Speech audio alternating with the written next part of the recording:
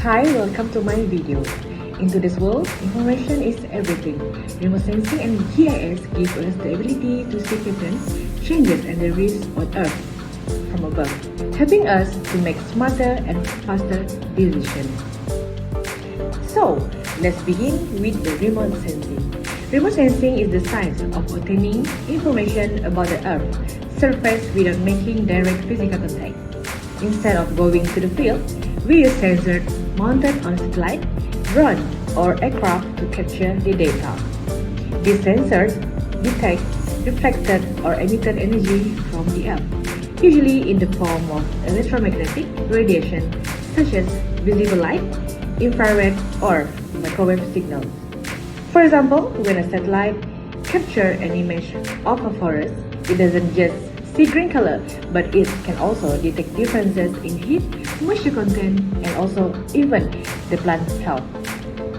The biggest advantage of remote sensing is that it allows us to monitor large and inaccessibility areas efficiently, consistently, and over the time. So next, we're moving forward to the GIS. So what is GIS? GIS stands for Geographic Information System. It is a powerful tool that allows us to collect, manage, analyze, and also display spatial or geographic data. In simple terms, GIS connects data to maps instead of just looking at the plain map of Malaysia. GIS let us layer different types of information such as rainfall distribution, soil type, and land use, or also population density. This will make it possible to analyze relationships and patterns. For instance, we can identify the best area for farming, plan new roads, or also assess which regions are the risk of flooding.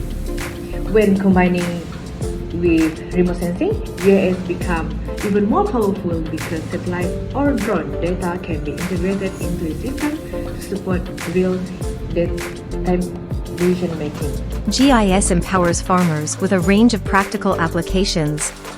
GIS data guides seed placement, ensuring optimal spacing and tailoring planting densities to specific soil conditions. Nutrient application can be adjusted based on soil analysis, minimizing waste and environmental impact. Satellite imagery and drone surveys integrated with GIS enable farmers to detect pest infestations, diseases, or nutrient deficiencies at early stages. GIS helps optimize water usage by pinpointing areas requiring more or less irrigation based on soil moisture levels and weather forecasts.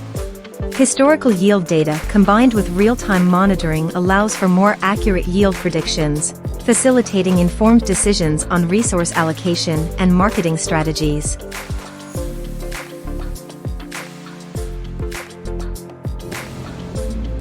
Remote sensing and GIS can be applied in agriculture. Remote sensing can be detect the crop health through vegetation indices such as NDVI, which this is the first application of GIS and remote sensing in agriculture, which NDVI can measure plant greenness and vigor. With this, farmer can identify areas affected by pest, nutrient deficiencies, or also drought stress.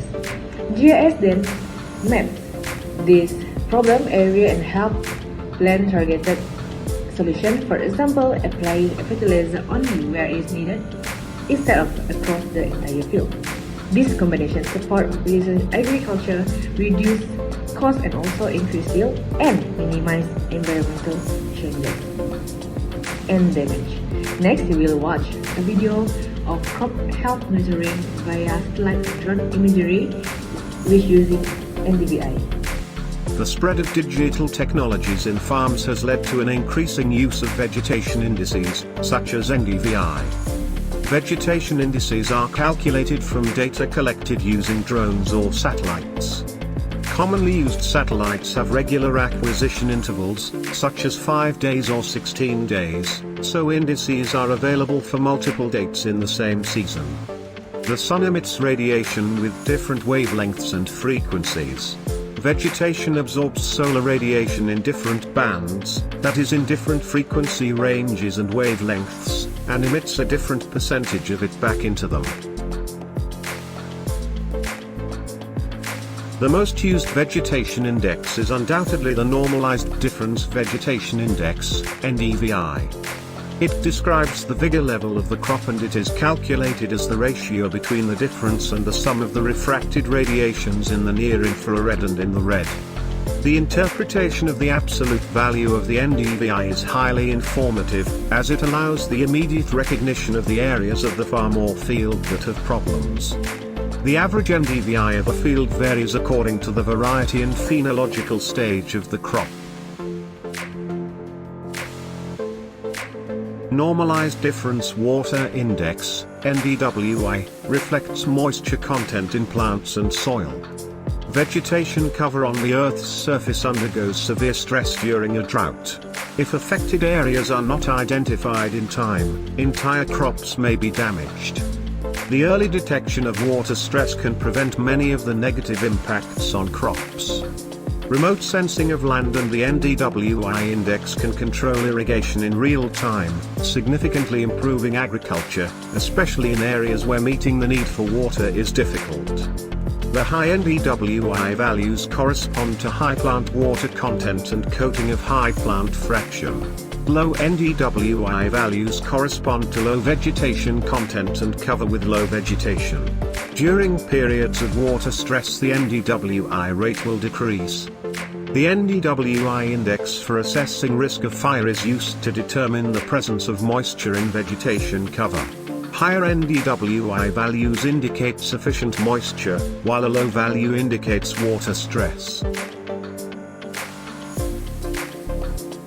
Normalized Difference Red Edge, NDRE, is an index which is sensitive to chlorophyll content in leaves, variability in leaf area, and soil background effects. Chlorophyll content helps us in determining how green a leaf appears. High values of NDRE represent higher levels of leaf chlorophyll content than lower values. Soil typically has the lowest values, unhealthy plants have intermediate values, and healthy plants have the highest values. NDRE is a better indicator of vegetation health than NDVI for mid to late season crops that have accumulated high levels of chlorophyll in their leaves. Next, we will be discussing on the second application of remote sensing and GIS in agriculture. Remote sensing and GIS are crucial in monitoring and managing natural disasters. For example, satellite can be provided near real-time image to track flood, landslide, or forest fire. This issue will help early warning and reduce risk. GIS then maps vulnerable areas, evacuation route, and the population at risk. During flood event in Malaysia, for example, GIS has been used to identify submerged areas and assist rescue operations. By combining remote sensing and GIS, authorities can respond faster, plan recovery more effectively, and prepare for further future disasters.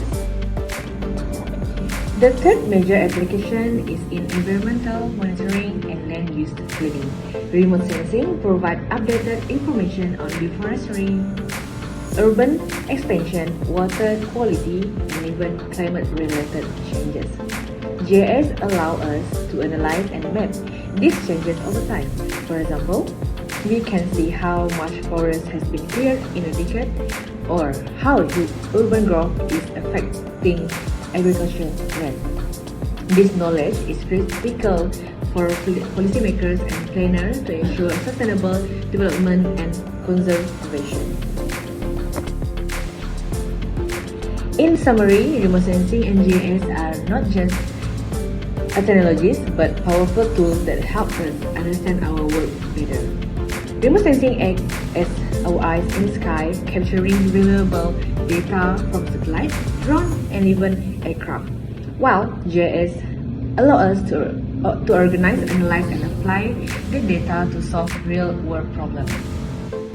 We've seen how these tools support agriculture by improving crop monitoring, how they play a critical role in disaster management, and how they help us protect the environment through land use and resource planning.